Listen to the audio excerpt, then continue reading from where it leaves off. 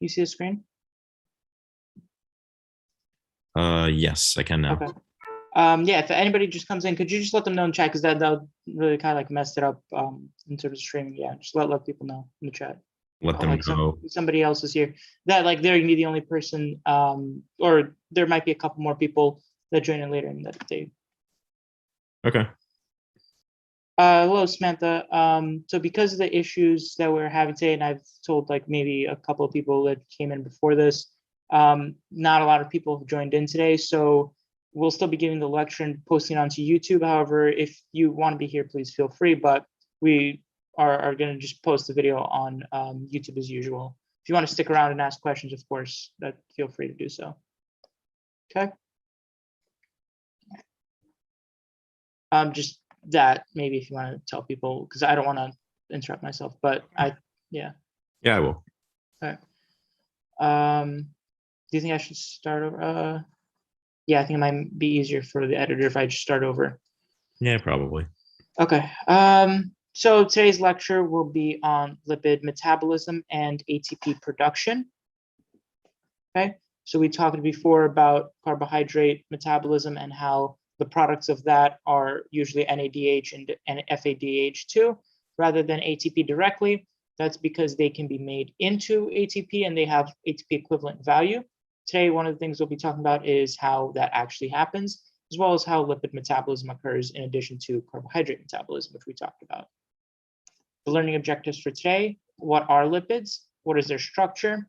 How does our body break down the lipids? Basically metabolism. How does our body form lipids? As we know, our body makes fats. How does electron transport chain and ATP synthesis occur? ETC is the electron transport chain, and it's directly tied to ATP synthesis.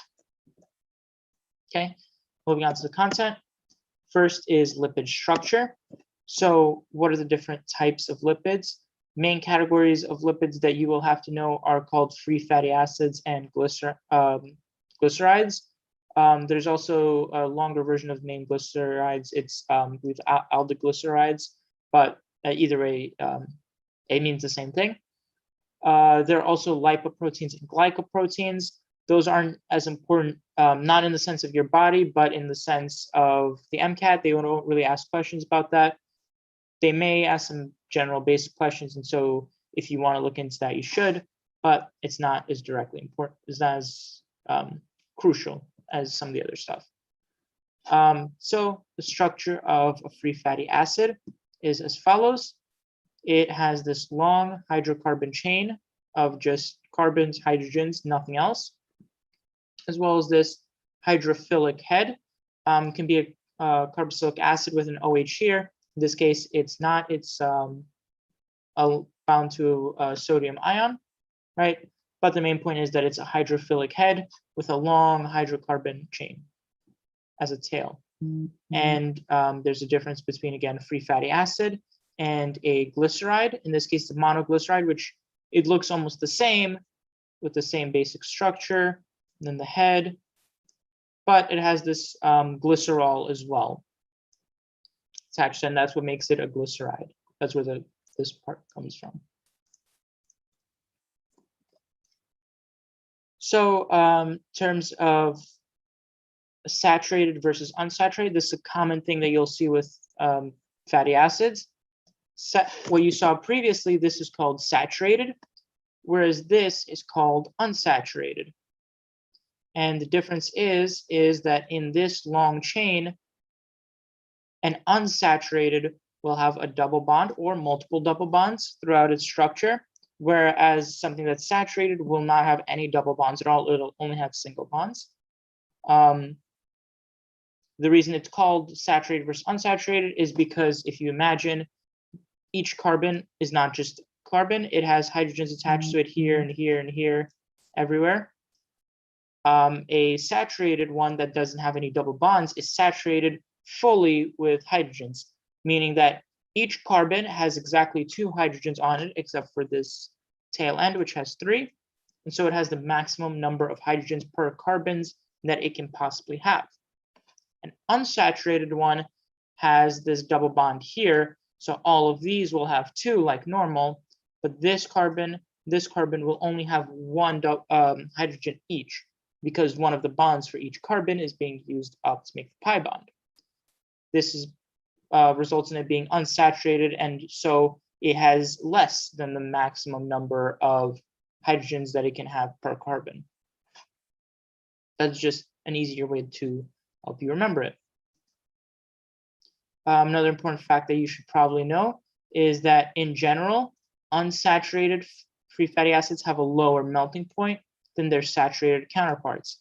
Again, a big aspect of melting point is the size. Of course, if you have a longer chain, it'll have a different melting point than something that's a shorter chain.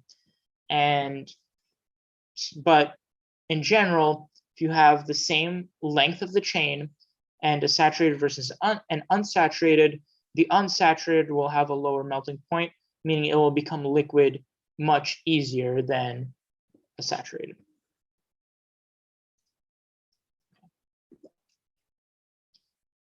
Next, we want to talk about glycerides. So there's this molecule called glycerol that looks like this. And then you have these three separate fatty acids, and I'll actually do it like this to show you that they are three separate molecules. And each of them has this R group, and it's a different R group for each of them. It can be saturated, unsaturated, doesn't matter. And it can be different lengths. They just have this long chain, each coming off of them. And then these three plus this one glycerol actually can react together by virtue of these to form a triglyceride, which is a triester of glycerol. And you can see here, this is where the glycerol is. And this OH is actually a combination of this OH and this OH. So this is a dehydration reaction because you lose one OH and you lose an H to make an ester. And then you have just one O connecting these two carbons, right, to form an ester. And then all three of these chains are like that. So it has this really hydrophilic head, as long as these three really long hydrophobic tails now. An important reaction to know with triglycerides, and this doesn't really happen in the body, but I'm sure many of you learned this in general chemistry, is called saponification, or the making of soap. If you know that originally soap was made just from animal fat, pig fat, usually, I think. And the reason it was is because you have this triglyceride from an animal, some fat from an animal, and you combine it with sodium hydroxide. And then in the end, you can, when you react these two, you end up getting the glycerol as well as the soap. Okay, and the three means that you get three different molecules of the soap. And if you notice, it looks very similar to a free fatty acid. It's just instead of an OH, it's now bound to a sodium. And this is how many very like old school traditional soaps were made in the old days. Now it's much more different, but it's an important reaction that you should know. Next, let's talk about beta oxidation. Beta oxidation is the main form of metabolism of free fatty acids in our body. It's the equivalent of glycolysis for carbohydrates. It creates a lot of NADH and FADH too, just like glycolysis in the Krebs cycle, but it also creates a lot of acetyl-CoA, which, if you remember, is actually the ingredient that can be used for the Krebs cycle. So when you have a carbohydrate, the way you make acetyl-CoA is you go through glycolysis, and then from glycolysis, you have pyruvate, and the pyruvate gets converted through pyruvate dehydrogenase into acetyl-CoA. With fats and lipids, the free fatty acid actually gets converted into many acetyl-CoA. Like I mentioned, free fatty acid could be very long chain, hydrocarbon chain, could be 16 carbons in length, and acetyl-CoA is only 2 carbons in length. So out of one fatty acid, you could actually make 8 acetyl-CoA, and each of those acetyl-CoA can go through the Krebs cycle, whereas if you have glucose, just carbohydrate, you can only make 2 acetyl-CoA and 2 cycles of the Krebs cycle. So this can be a lot more effective. Firstly, most of the food that you eat, like the fat itself, is in triglycerides. So that must be broken down into free fatty acids by the body, as only free fatty acids can really be used for oxidation. Next, a CoA molecule must bind to the carboxylic end of the free fatty acid, turning the molecule into an acyl-CoA. Don't be confused with acetyl-CoA. Acyl-CoA is a fatty acid that has an OH, that has its OH hydrophilic head replaced or attached to CoA molecule, and you can see that here actually. Right, so this is a fatty acid chain. This would be normally the head, and now this OH is just replaced with the CoA right here. Okay, so acyl-CoA is different than acetyl-CoA. Lastly, the acyl-CoA must be transported into the mitochondria of the cell to begin oxidation. Just like with the Krebs cycle, beta oxidation occurs in the mitochondria. So it must be transported there. The first step is to prepare to convert the acyl-CoA into an enoyl-CoA, which has a double bond between the alpha and beta carbons. This step is an oxidation step, and like I mentioned last time, whenever you have an oxidation step, that means something else must be getting reduced.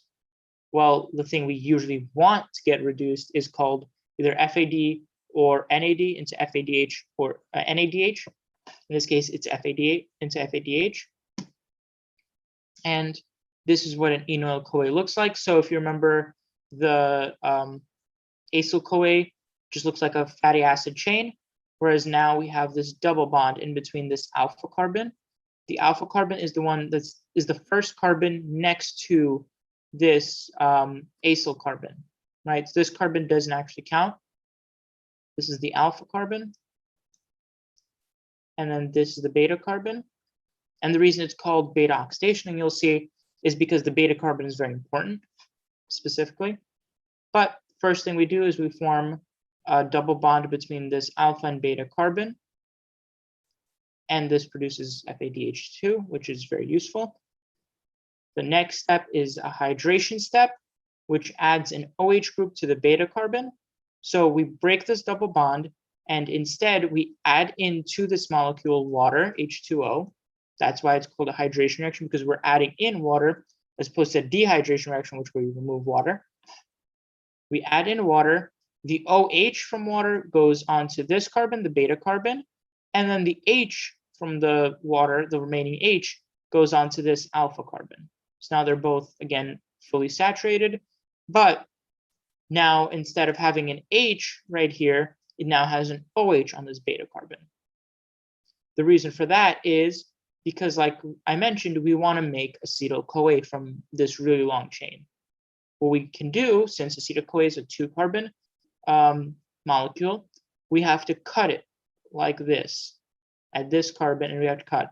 And this will be acetyl-CoA, and this will be the rest of the fatty acid, as shown by this R group.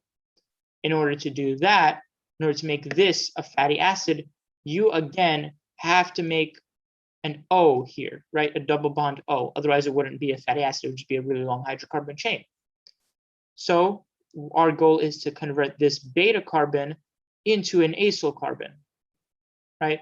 And the first thing we have to do is we have to make a double bond and then add in water to make it an OH.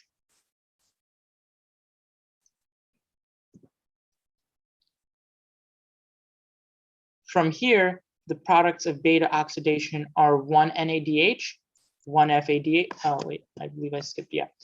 So the next steps, the third step is oxidation of the beta carbon into a ketone instead of an alcohol. So again, I mentioned we have to make an acyl carbon, which is a double bond O. So right now we have an alcohol, so we need to make that into a double bond O. This is called the ketone, right? And again, we're oxidating alcohol into ketone. This uses NAD as a cofactor, turning it into NADH. The last step is then simply cutting off the alpha carbon and the acetyl carbon as acetyl-CoA, right? Again, 2 carbons, the acetyl carbon and the alpha carbon get cut off. Together, they already have the CoA attached to it on the end. So already made as acetyl-CoA. This shortens the free fatty acid chain by 2 carbons, releases acetyl-CoA, and allows the cycle to begin anew. Again, we can run through the cycle again because we now have another fatty acid.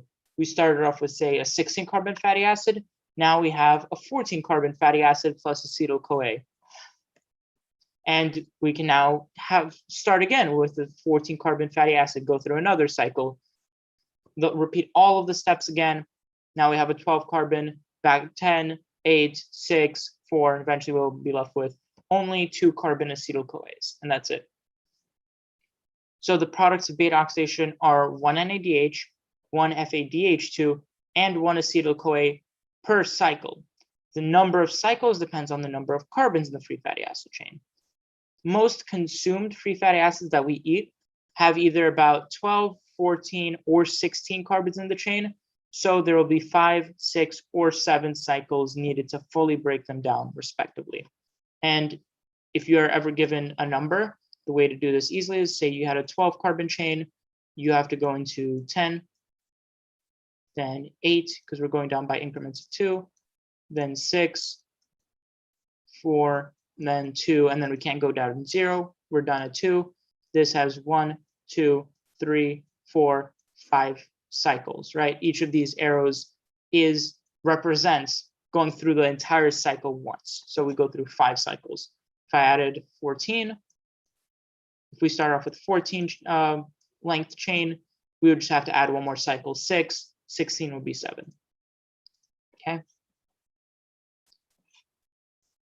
And it's not necessarily as crucial to know as it is for the Krebs cycle to know the exact number of ATPs that you produce per beta oxidation, because beta oxidation also does require actually taking in a little bit of ATP to make all the necessary preparations to begin it. But it's not exactly crucial to know the exact number of ATP total that you're making. Just know that it's a lot more than it, for example, it is for glycolysis or glucose, because you are making multiple acetyl-CoAs. The bare minimum you can make is 5, 6 acetyl-CoAs compared to the 2 you would make in glycolysis if you were breaking down a glucose molecule. So it's much more efficient. And most triglycerides, like I mentioned, will have 3 fatty acids. So that could be 15, 18 just from one molecule. Next, I want to talk about the electron transport chain and ATP synthesis. So the overview of this is, there's a lot to look at here, and there's a lot of confusing numbers and molecules here. But just looking at it one piece at a time, ATP synthesis occurs in the inner membrane of the mitochondria. So inner mitochondrial membrane. And remember, there's an outer mitochondrial membrane, right? The outer mitochondrial membrane separates the intermembrane space and the outside of the mitochondria, so the rest of the cell. And then there's the intermembrane space, which is in between the two membranes. So think of it in between 2 walls. And then there's the inside of the mitochondria, which is this, the matrix, right? We're looking at right now the inner mitochondrial membrane. So that's the inner wall, okay? That's where ATP synthesis occurs. Part of the electron transport chain, there are 4 complexes, complex 1, 2, 3, and 4, shown here, each with their own purpose, as well as this big enzyme called ATP synthase. And it's very easy to remember, synthase synthesizes ATP. It works based off both an electrical and chemical gradient, which powers the ATP synthase, as shown here with these hydrogen H+ molecules. There is a gradient of H pluses in between the mitochondrial matrix and the intermembrane space. And this gradient is the basis of the power source, essentially, for ATP synthase. If you want to think of this as kind of like a motor, this is the electricity. This gradient will be the electricity that powers the motor. So we talked a lot about NADH and FADH and how they are equivalent to ATP. So how does that actually work here? Well, complex 1 and complex 2 of the electron transport chain use NADH and FADH respectively as a power source, which is why producing these reduced cofactors is so important. In fact, we've already actually learned about complex 2 in the last lecture in our about Krebs cycle. Subunit 2, or complex 2, is also known as succinate dehydrogenase, which was an enzyme in the Krebs cycle. And I mentioned that it was part of the electron transport chain as well. It converts, it's part of the Krebs cycle, so it has its role there to convert the succinate, but it also has its role in the electron transport chain because it reduces FAD into FADH, which is then directly used in the electron transport chain, right? NADH can come from many different sources, but for this specific subunit, succinate dehydrogenase, it comes the FADH comes directly from that.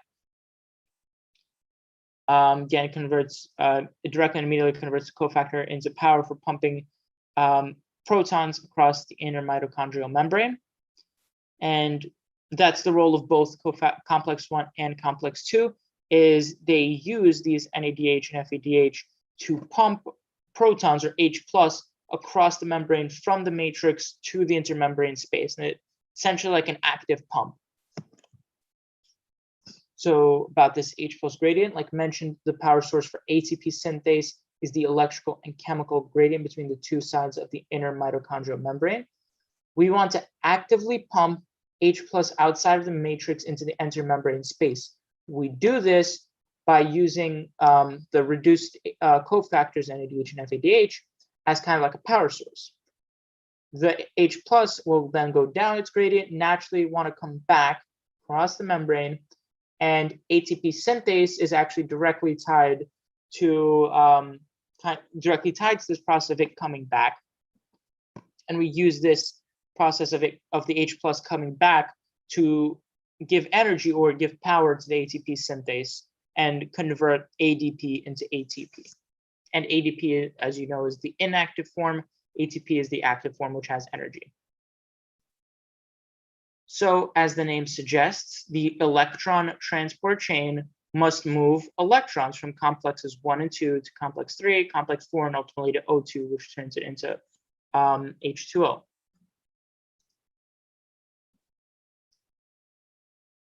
So, like I said, as the name suggests, electron transport chain, it's a chain that moves specifically electrons down from one place to another. Cytochrome C is one of the electron carriers that moves the electrons in between complexes. It mediates transfer from complex 3 to complex 4. Okay. Coenzyme Q is another commonly just called Q, is another carrier molecule that mediates the transfer from complex 1 and complex 2 to complex 3.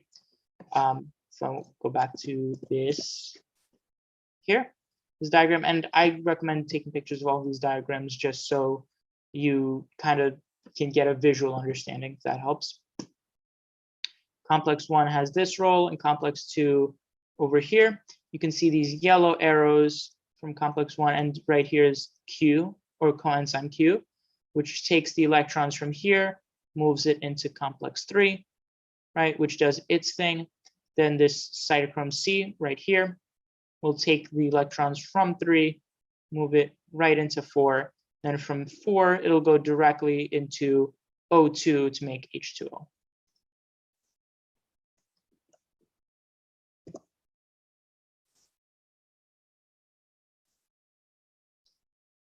Okay. So these carriers are very important, and I recommend you know them, at least these two. Next is fatty, and the last topic of the day that I want to cover is called fatty acid synthesis. So this is just the general overview of fatty acid synthesis, and there's a lot to it, and there's multiple cycles. So this elongation can actually happen multiple times. This is a very long, complicated process. But for the MCAT, all you really have to know is just this, essentially. The basic idea is that we are doing what we did before, but in reverse. instead of breaking one long free fatty acid into acetyl-CoA pieces, we are stitching together acetyl-CoA pieces to make one long free fatty acid. So before we had, say, a 16-piece fatty acid, and we broke it down into 2, 2, 2, 2, 2, 2. Now we have 2 plus 2 is 4, then add another 2, add another 2, add another 2, and then eventually we have a 16-piece fatty acid. Those will then get stitched together to form a triglyceride with a glycerol molecule and be stored as fat in our body. Okay.